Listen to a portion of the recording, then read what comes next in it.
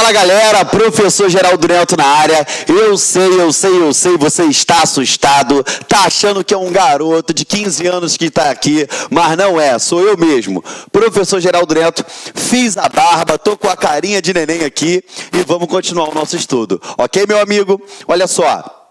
A gente já estudou, lógico, né? Se você estiver seguindo a ordem das aulas. A gente já estudou organização do Estado, poderes, princípios. E hoje nós vamos entrar em uma matéria muitíssimo importante que cai em todo concurso público. Todo concurso público vai cobrar isso para você. E que matéria é? Atos administrativos. Perfeito? Vocês vão perceber que essa matéria, esse tópico, ele é um pouco mais extenso do que os demais. E é justamente esse tópico que a gente tem maior influência da doutrina. E aí o que acontece? A gente tem que ir devagarzinho, tópico por tópico, batendo pedaço por pedaço, justamente para quê? Para a gente não dar bola em prova, ok? Eu tenho vários mapas mentais, vários fluxogramas que eu vou explicar aqui no quadro para vocês, que eu vou botar diversas coisas aqui para vocês, mas eu quero que vocês fiquem atentos.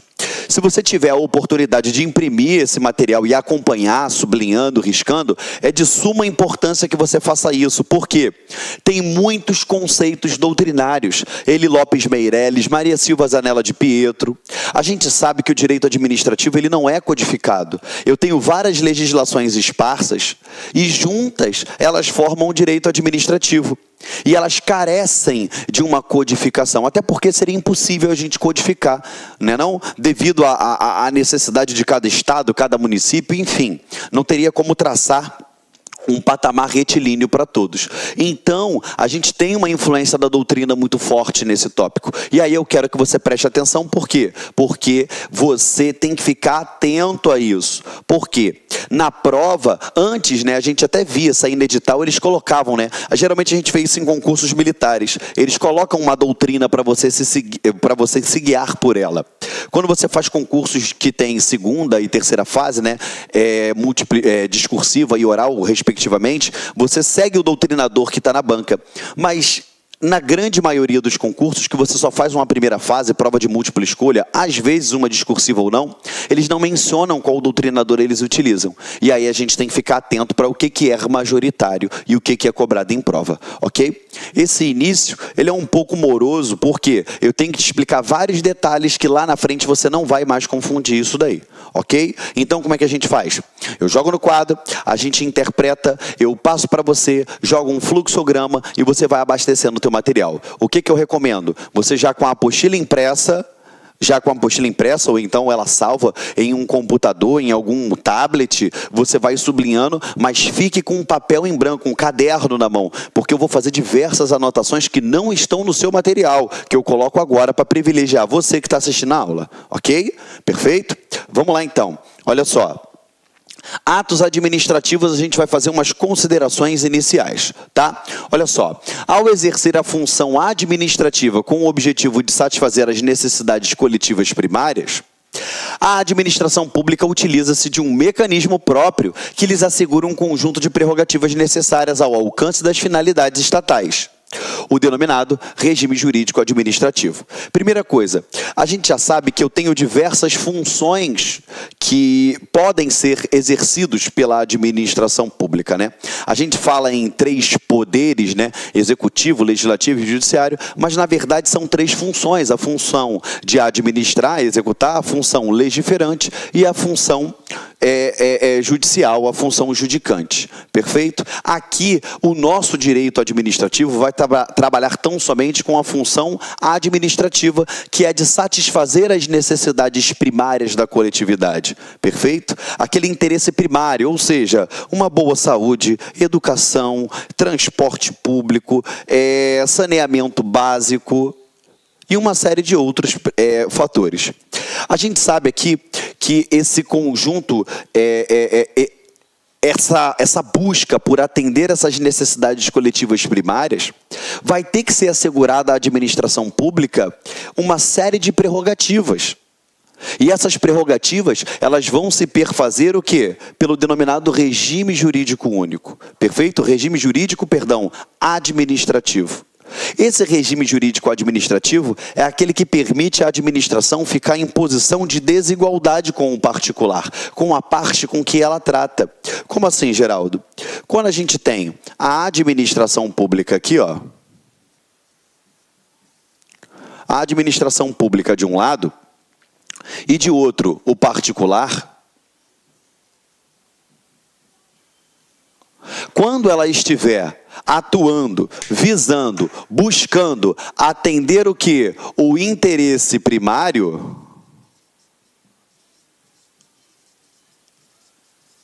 da coletividade, ela vai se colocar em quê? Em posição de destaque do particular. É aquele desenhozinho que o titio já fez para você várias vezes aqui em sala de aula, ou seja, aquela balançazinha que de um lado eu tenho a administração pública e do outro lado eu tenho o particular. Elas não estão em condições de igualdade, perfeito? Daí, da aplicabilidade desse regime jurídico administrativo, que eu tenho aquele princípio implícito, que você já estudou, da supremacia do interesse público sobre o privado. Perfeito? É justamente por isso. Porque a administração pública, ela vai ter, ela munida dessa conjunção de prerrogativas, ela vai se sobrepor a interesses de particulares. Perfeito? Estamos juntos? Por isso que eu tenho que entender o direito administrativo. Porque às vezes, de fato, a gente não concorda com essa aplicabilidade, com essa atuação da administração pública. Mas uma coisa é eu não gostar, outra coisa é o que acontece de fato. É o que acontece, é o que a legislação permite e é o que a gente tem que aprender para a prova. Ok? Vamos comigo, então. Vou apagar aqui e a gente dá continuidade. Ok? Olha só, é o regime jurídico administrativo que garante à administração pública a possibilidade de relacionar-se com os particulares em condição de superioridade. O que eu te peço? Sublinha em condição de superioridade, você vai puxar uma setinha daí e vai escrever aquele princípio que eu falei, supremacia do interesse público sobre o privado. Perfeito? É por conta desse regime jurídico administrativo que ela vai ter uma condição de superioridade. Tá? É lógico que essa condição de superioridade ela vai influir de diversas formas. Diversos princípios serão aplicados nisso daí. Diversos atributos dos atos eles serão levados em consideração. Mas, nessas considerações iniciais, é importante que você tenha em mente isso. Porque quando você for vir lá na frente a administração atuando, a administração trabalhando, você vai identificar o motivo dela ter essa superioridade. Perfeito? Vamos contigo aqui. Eu vou apagar aqui, tá?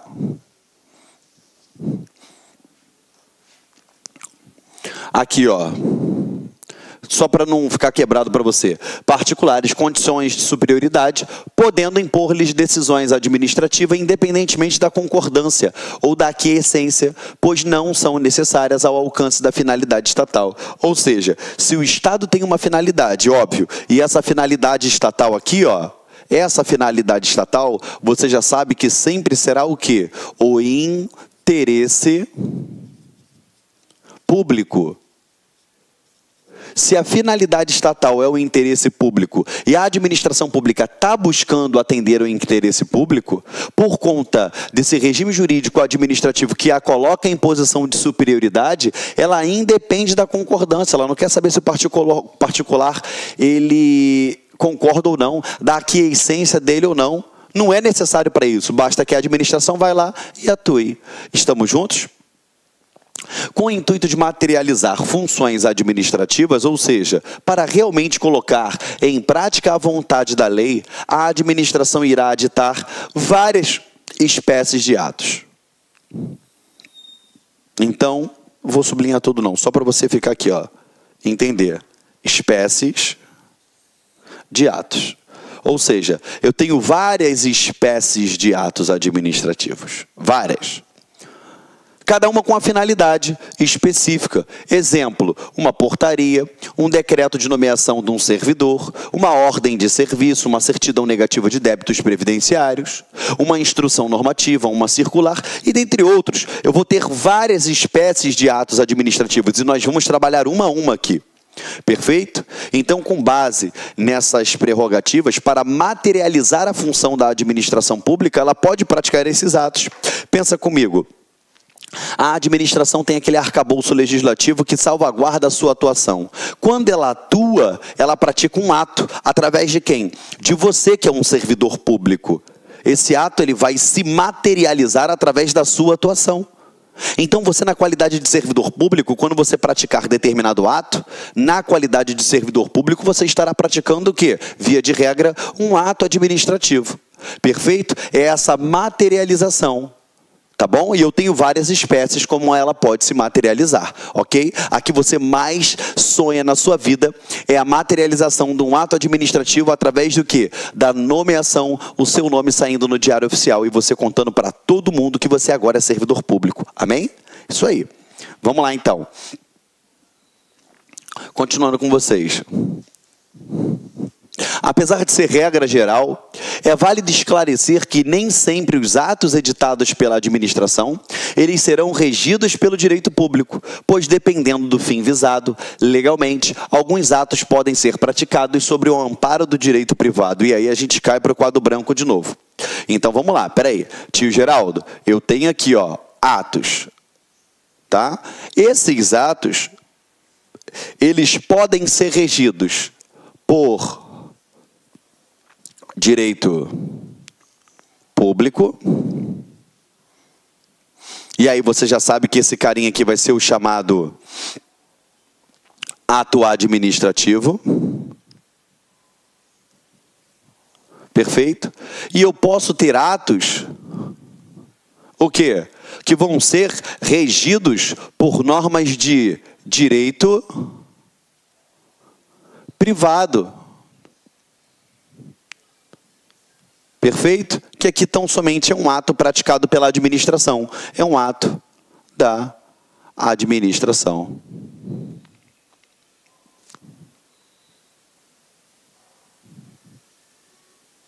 O que eu quero que você entenda? Quando ele for regido por normas de direito público, lembra que o tio explicou? Ó.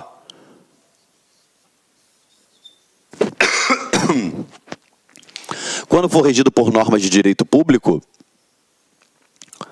ó, eu não tenho igualdade entre as partes. Eu tenho uma superioridade da administração pública em relação a quem? Ao particular.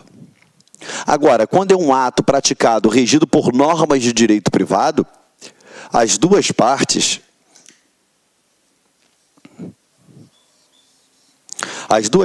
estarão em pé de igualdade.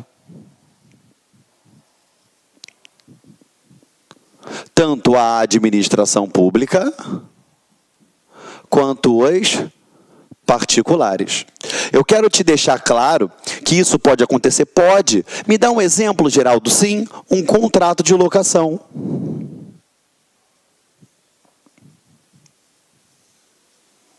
Quando a administração pública decide alugar um determinado imóvel, ela vai ter o quê? Ela vai se colocar em pé de igualdade ao particular. Por isso que alguns doutrinadores falam que, quando eu tiver normas de direito público, eu estarei diante de uma relação verticalizada.